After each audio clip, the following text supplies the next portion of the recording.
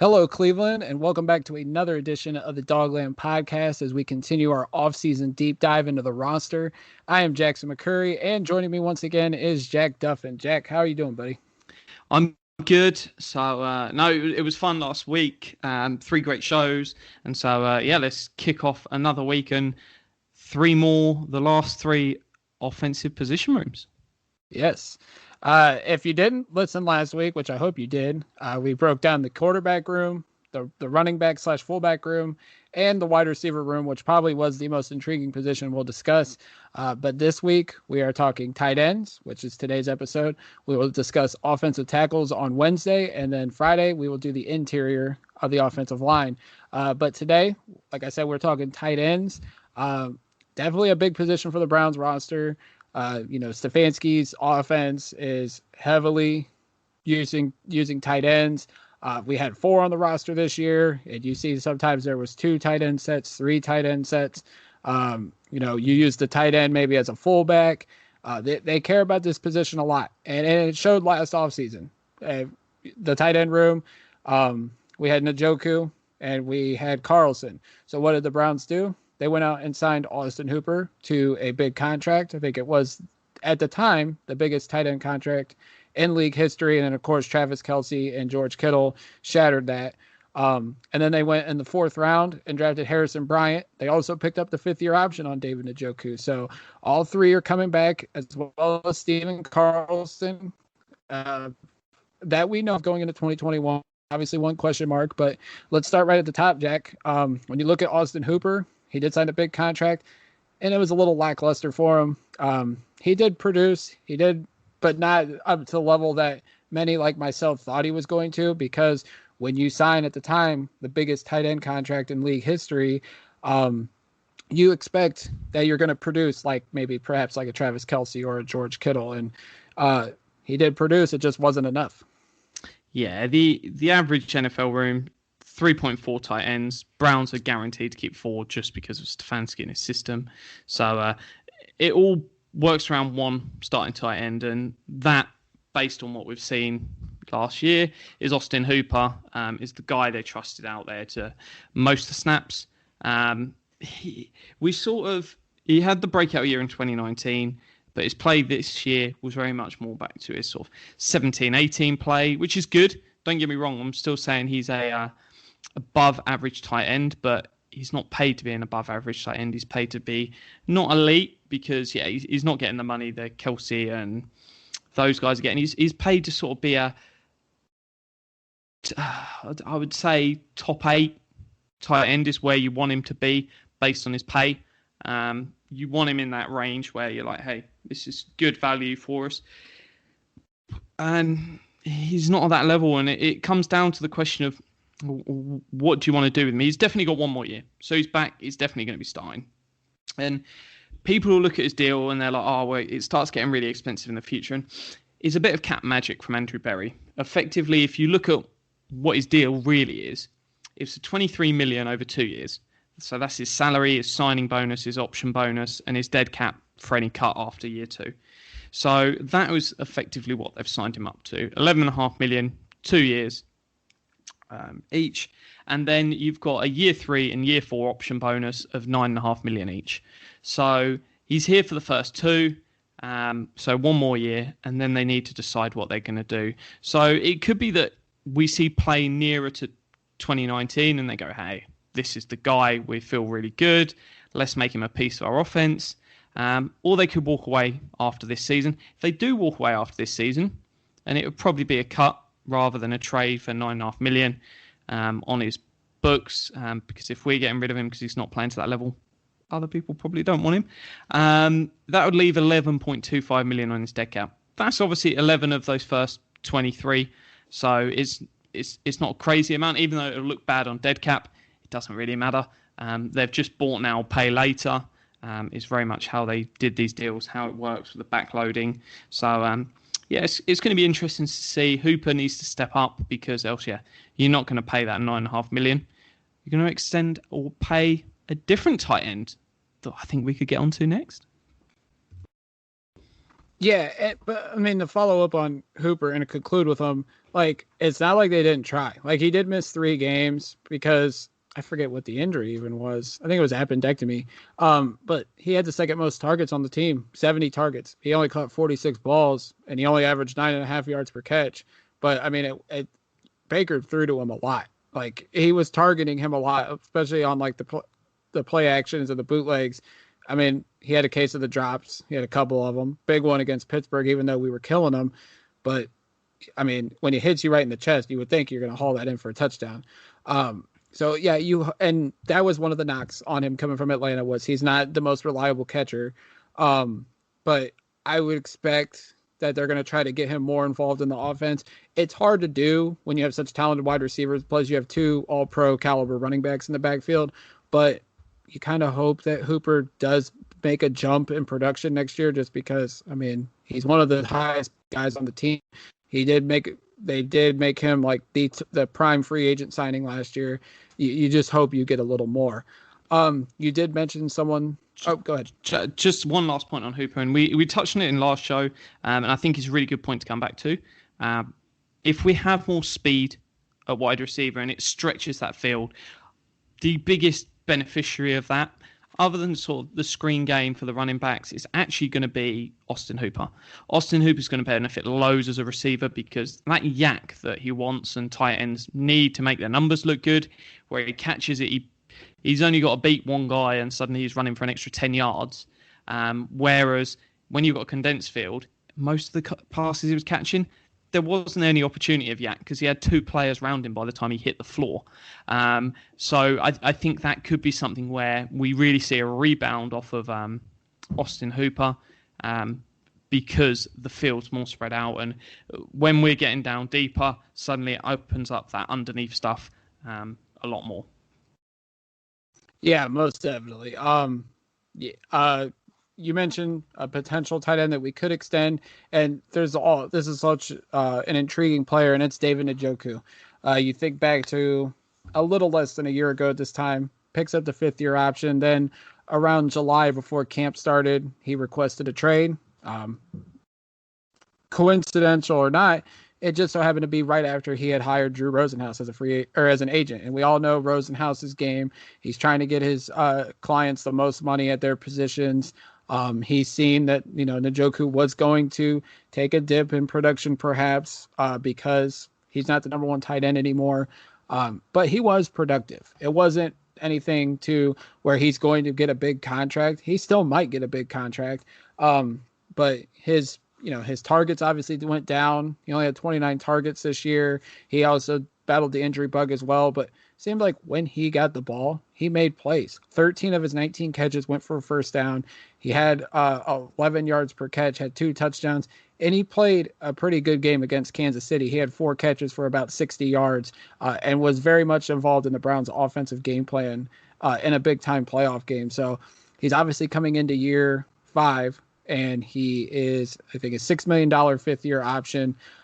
He could be traded away. But like you mentioned in the article, Jack, there's a chance that perhaps maybe the Browns try to negotiate a long-term extension with Njoku because the upside's still there. He's still in his early 20s. And I feel like, if Hooper doesn't work out, Njoku could be the long-term tight end for the Browns. Yeah, so it's very unlikely they're going to pay 2 tight ends because even though it's a 2 tight end system, 50% of the snaps actually still have 3 wide receivers effectively. It's just under 49%. So you're unlikely to pay 2, but there's obviously nothing stopping you, as we mentioned above with Hooper, that you can extend Njoku to start after this season and then you get rid of Hooper. But where do they sort of stand with him? It's fascinating because there's all the different directions. They could go they could go pre-draft and go, look, we don't want Njoku here as our number 1 tight end. We're only ever going to pay 1. Let's flip him for something.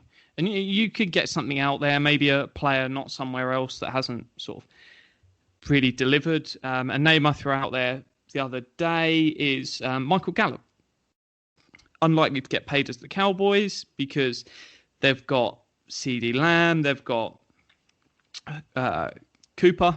So he's that guy that is going into his final year. They say, hey, we need a tight end. Let's go do a deal there.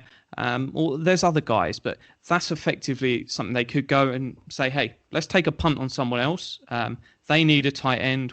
We'll pick up a wide receiver. We'll pick up a defensive tackle. We'll pick up someone else and see what they've got.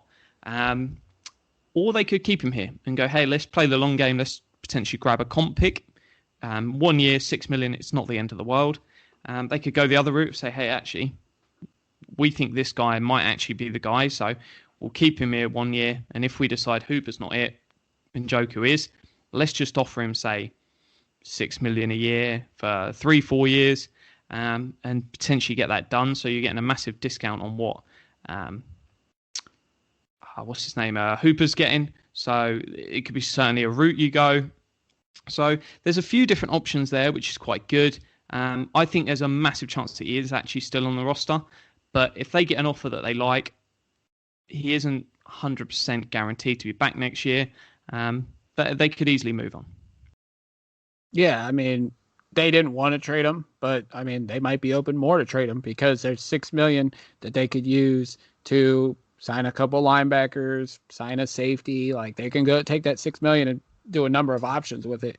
But I mean, Njoku was quiet during the year. I mean, just after the trade request, he pulled it back and he filled his role and he did it well. I mean, he did it like at this point, like if he just keeps working at this point, why not bring him back? If the price is right, if it's what the Browns want to do long term, and if it fits something he's comfortable with and he's comfortable with Cleveland, I mean, an extension would make. And it seems like, you know, that's all the guys Baker likes. Like Baker looks for Njoku, he looks for Higgins, he looks for Hooper. Like there's guys he trusts and know that he'll throw it to, they'll catch and they can make a play. And it seemed like Njoku's been one of those guys for him. You look at the other tight end in the room that, you know, was productive as a rookie.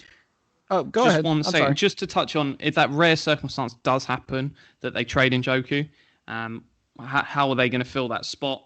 So there's some nice names in free agency: Mecole Pruitt, Jordan Reed, Ricard Rodgers, who actually had a great season. Eagles ain't going to keep him around; they ain't got no money. Darrell Daniels and Jeremy Sprinkle, all guys that are out there, intriguing. You can get them on a 1 year deal, so they can come in. It's not going to be much above vet min. And they'll give you an option. Or you could go for an early day 3 pick. You could even go as high as a third. And then you bring in another guy you like. And the reason why you say, hey, why are you going to spend a third on a tight end? You've got Bryant, who we'll get onto in a second. Because if you've got Bryant and you've got a third round pick and they both do really well across this season, you've got an expensive veteran that you might move on from and trust 2 rookies. And then potentially throw a cheap veteran in there. So strength on strength. They're going to do things at the first where you might get angry during the draft, but look at the bigger picture. Come back and listen to the show, and then you'll actually see that there is reason, there is ideas here. So no, don't be surprised if they actually go, hey, we're going to move on from Njoku and draft someone. Might get traded mid-draft. Crazier things have happened. Maybe they could trade for, if they moved Njoku, maybe they could trade for Darren Fells, the playmaker. Yes, bring him home. He should have never left. Damn you, Dorsey. You also mentioned that even though he might not be ready, Harrison Bryant could be the potential tight end number 2. And he was good as a rookie, 4th round pick. He had his troubles holding onto the football, but and you know, he obviously needs to improve as a blocker as well, but like he was average. He had an okay rookie year. That's what we expected, I think. If he was just okay, if he was average as a 4th round pick where you have Njoku and Hooper in front of him, I mean, that was okay. And you've seen flashes where you think Bryant has something to prove. Obviously, he was the top tight end in football coming out of college. But you see it there. He might not be ready just yet, but who knows? If they get a full offseason where he can work with the coaches, continue to work on his game, you know, Brian could come out in year 2 and be even better than we thought he could be in this scheme. Yeah, and you're only asking that sort of backup tight end to play about 40% of snaps. And that's partially, I wrote an article all the way back to last offseason why it makes sense for David Njoku to ask for a trade. If you're only paying 40% of snaps, it's not a big receiver-heavy role in the Stefanski tight end scheme. So there was sense for Njoku to get out and try on a deal, but Harrison Bryant can step up into that role. So he ranked 40th out of 48 tight ends according to PFF last year, but only 2 rookies got enough catches to even get into that 48 threshold of how many catches you need to count. So it's one that there is promise. I think it's worth having an extra year. So I think if they moved on from Njoku, I'd bring in that cheap vet just to sort of give you some more guarantees, and especially how cheap veterans are going to be this year with a lower cap. But there's so much upside with Harrison Bryant. A fantastic pick, even if his ceiling is a tight end 2 for the next 3 years. Even if it's 2 years as tight end 3, 2 years as tight end 2, that's a phenomenal pick. And that might seem silly. Hey, he was at what, 5th? A 4th. So you're like, oh, but is that all we got? That's great. If suddenly you're using your day 3 picks to fill out that rotational roles, the sort of guys that you don't want to be spending money on, because if you're having to spend $3 million on that role, then suddenly you've got to take that away from a starter. Whereas you can be giving that to starters. You get 2 or 3 of them guys. Suddenly that's an extra like $8 million you spend on a starting player, and you get some real talent. So no, it's a great add to the roster, whatever he becomes. But I'm excited. He's good, and he was really, really good at specials as well, which is important, and something no doubt we'll chat about with our next person in the tight end ring. Yeah, I feel like, and I like what you said. Like it was a solid tight end 3 and a good tight end 2 for a couple years, and I agree with you. That would be okay. I feel like some Browns fans would be like, no, it wouldn't be. But these we're getting out of the phase where we were hoping 4th round picks were going to come in and be immediate contributors. Like when we were bad, like we're a good team now. If we get these mid round picks to be good depth, and then they can be sometimes contributors while our starters are balling out, that is what good draft picks are. It's like, we can't expect every draft pick to come in and be an immediate contributor, and hopefully they become like a Pro Bowler at some point. Like that would be great, but also that would mean Hooper and Njoku were hurt or something. Or no, I don't know how I'm saying it, but yeah, no, you're right there. Quite frankly, unless you're a 1st round pick, it's unlikely you're going to be starting week 1. And someone's going to go, whoa, you're saying our 2nd to 7th round picks aren't going to be good? No, I'm saying the roster's really, really good. Exactly. The reason they can't come in and start is because they're legitimately really, really good players. We can rush around the skill positions.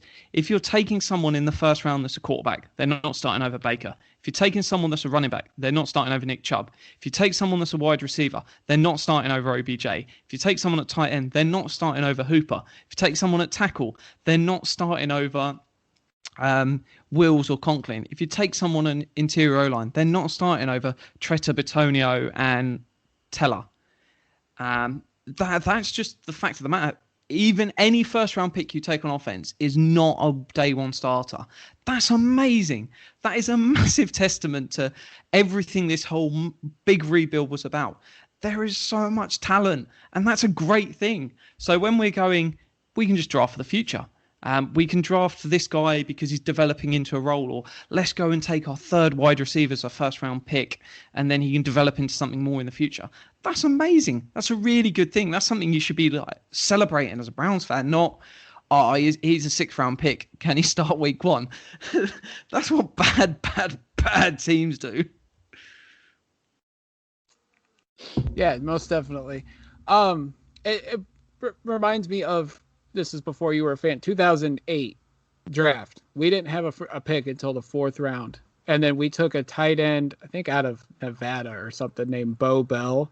And people were like all up in arms about him, thinking he was going to be, and we had a Pro Bowl / all pro caliber tight end already in Kellen Winslow. And people were having high hopes for Bo Bell. He was out of the league in a year. It's like, that was our top draft pick because we traded picks away for veterans, and people were excited about Bo Bell, and he never did anything for the Browns. And it was like, well, you shouldn't have limited your expectations because A, we already had a playmaker at the position, and B, fourth round picks generally don't make immediate contributions. It just doesn't happen all the time. But to get back on track, yeah, we did mention special teams, and that's generally what the fourth tight end will do. Um, and it was Steven Carlson, who's been around for a couple of years, made that fantastic catch against Pittsburgh in 2019, late in the game that sealed the victory for us. This year, he played a little bit, but he was mostly a special teamer and graded out very highly as a special teamer. You leave it as a question mark. He could be back, but they also could fill this in a number of varieties. They could go out and get a veteran tight end, someone that might be more familiar with the scheme, could be more productive. They could draft someone late. But, I mean, Carlson is good at what he does. He could come in and play if need be. He's big. He's athletic. But he's a solid special teamer. I'm sure Prefer will go to bat and say, hey, we need to keep this guy. But the options are obviously all up in the air, especially at the fourth tight end spot. Yeah, so Carlson is the only one I can see who's on the roster that can make that spot. He's been great in terms of special teams. He was one of our top 5 special teamers last year. So, no, really, really like him as someone that I want to come in. I'd really like to see him back. But could they go somewhere else? I can't see them going to free agency. The only route I could see them go free agency is if they draft sort of someone in that third round, trade off Njoku, and then bring in a vet just to sort of pad the room. One of them names that we touched on earlier. But sort of the outside, I think the only reason we could see Carlson off the roster next year is if they go and say, hey, let's take a punt on a high day 3 pick and let's go Bryant, this youngster. We'll have Njoku, we'll have Hooper. Both of them guys could be gone at the end of the year. Let's just have 4 talented tight ends. Not so much for the 2021 season, but more for 2022 and beyond, going, hey, 4 guys, let's battle it out. Best man wins. We can take 2 or 3 of you forward. And I think there's a really good chance that he's back. And he deserves it. When we're talking about the last person in all of these rooms, we're not interested in their offensive production. Obviously, some upside would be nice, but we're looking at their special teams production because we want that extra 1-2% that could be the difference. Then no special team as a game changers. That's just life. Doesn't bother me. That's perfectly fine. But we're talking about 1-2% that if they can just do something, change one game in a season, suddenly that's really made a difference. Yeah, I mean, when you get down to tight end 4, tight end 5, perhaps, because I remember it wasn't the 53-man roster initially. There was 5 tight ends, and people were like up in arms because I swear there was 5 tight ends or something, or maybe there was 5 tight ends, but there was only 4 wide receivers or something like that. It's ridiculous. But the fourth tight end, you expect to be a special teams contributor, can come up and play some offensive snaps if needed, probably mainly as a blocker in that kind of role. But yeah, Carlson, he's shown some flashes offensively, but I mean, we're looking at him more so as a special teamer, and that's okay. Like, he does what he needs to do. He fills his role nicely, and I would think that there's no problem. But like you said, Jack, if they see a tight end in day 3 and they're like, we didn't expect him to be here, we're going to take him, and then you just have those 2 compete in camp and see, may the best man win. And it wouldn't hurt the Browns if Carlson beats out a 5th or 6th round tight end, because A, I think that shows that, yeah, Carlson has something, and B, he's more of a contributor. We think he'll be more of a contributor to special teams than the certain draft pick could be. Yeah, no, it's a really talented room. It doesn't have much star power. That's not me taking anything away from either Njoku or Hooper. They're just above average guys. But it's just a really solid room, and they need to decide the long-term future. But I think they go with maximum options, and then they let it shake out which way it will. I don't think they draft someone on day 3, but if someone they really like's there, unlucky Carlson, you get a shot on the practice squad to come up and play some special teams probably, but good luck. But I feel good that the top three names are pretty much set. I just wouldn't gamble the house that Njoku's going to be here. There's an outside chance that he's gone. Yeah, there's definitely the question mark with Njoku, but I mean, Hooper's going to be here. Bryant's going to be here. I feel good. This is one of the positions like I'm not worried about in this offseason. Like if Njoku gets moved, I understand it completely, but like this is one of our solid groups. Like you could say all four are probably going to be here. Njoku's the question mark. They may switch out Carlson for somebody else, but this is a position group that I feel confident about who's going to be here, and I also feel confident that they will produce in 2021 for sure. Yeah, I'm really excited. I think the scheme will support the tight ends a lot better. They did a good job in sort of run game, other stuff, pass blocking, but I think they can really excel in the receiving game in 2021. Yeah, and the fact that they're not changing offense again. Like the same system's coming back. And I mean, it happened a couple of times with Hugh Jackson, although I don't know if his system was all that productive anyway. He had a system? It was take the guy, throw him under the bus. But yeah, I mean, to come back with the same scheme, I mean, Baker loves it. I'm sure, Njoku's going to love it because he's going to have the same offensive scheme for the second year in a row potentially. And, I'm sure Hooper and Bryant and even Carlson, if he's here, they're all going to be comfortable because they know the offense and they'll be able to go right to work and not have to worry about learning it. And I think that's always the biggest takeaway from the season. They didn't get on the field together to start learning the playbook until training camp started.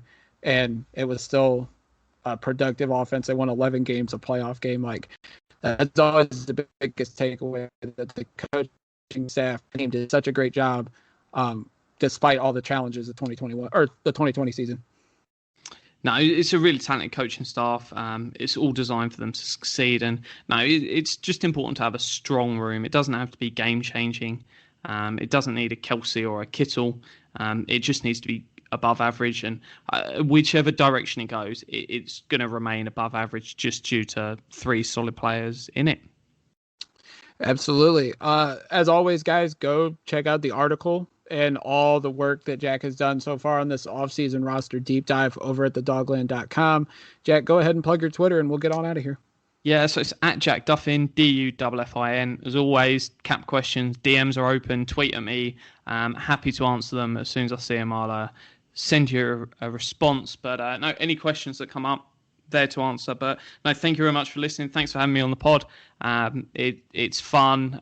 It's a really, really good debate. And no, it's exciting. Off season, I love it. And who knows, not long left. And we've got free agency. And then a month later, we've got the draft. Yes. This is definitely killing time because, we do have the Senior Bowl, but it's not a big deal this year. The combine's going to be different. So this is definitely filling the time that we usually do talk draft, which we're going to start talking draft. I think next week we might have some draft content along with the offseason deep dive stuff. But as always, check out the pod. We thank you for listening, obviously. Follow me on Twitter at Jack McCurry08. Follow the Dogland at the Dogland, both on Facebook and Twitter. And until next time, which will be Wednesday when we break down the offensive tackle position, go Browns. Go Browns.